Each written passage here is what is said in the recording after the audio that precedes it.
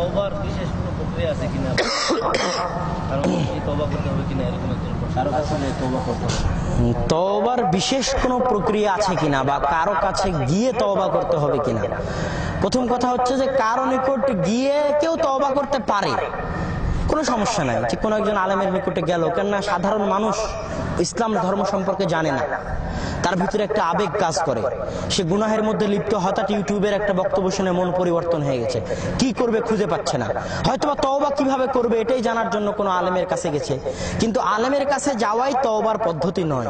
তওবার সবচেয়ে সুন্দর পদ্ধতি হচ্ছে, সবচেয়ে সুন্দর পদ্ধতি, যখনই আপনার তওবা করার ইচ্ছা হলো সাথে সাথে সুন্দরভাবে ওযু করেন, ওযু করে আল্লাহর দরবারে 2 রাকাত সালাত আদায়, শুধু তওবা করার জন্য 2 রাকাত সালাত আদায় করেন। সালাতে আপনার মধ্যে আল্লাহ ছাড়া, আপনার সাথে এবং আল্লাহর সাথে আর কেউ থাকবে না, শুধু আপনি এবং আল্লাহ। 2 রাকাত সালাত মনোযোগ দিয়ে আদায় করেন। আদায় করার শেষে হাত উত্তোলন করে নিজের ভাষায়, আপনার সৃষ্টিকর্তা, আপনার প্রতিপালক, অন্য কেউ তো নয়, আপনাকে সৃষ্টি করেছে তিনি, সুতরাং আপনি এবং তিনি অনেক নিকটবর্তী, কোনো দূরত্ব নাই।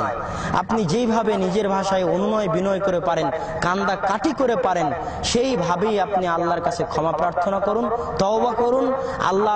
আল্লাহর নিকটে ক্ষমা চান, এমন ভাবে ক্ষমা চান যেন আপনি পায়ে পড়ে অনুনয় বিনয় করে আজকে ক্ষমা নিয়েই যাবেন, যে আল্লাহ তুমি আমাকে ক্ষমা করো, করতেই হবে। ক্ষমা মানে যে যত রকমের অনুনয় বিনয় আছে, সব রকমের অনুনয় বিনয় করতে করতে অনুনয় বিনয়ের শেষ সীমা অতিক্রম করতে হবে।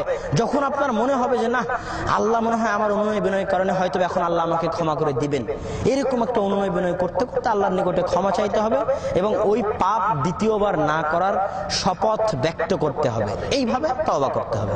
এটা হলো তওবার পদ্ধতি।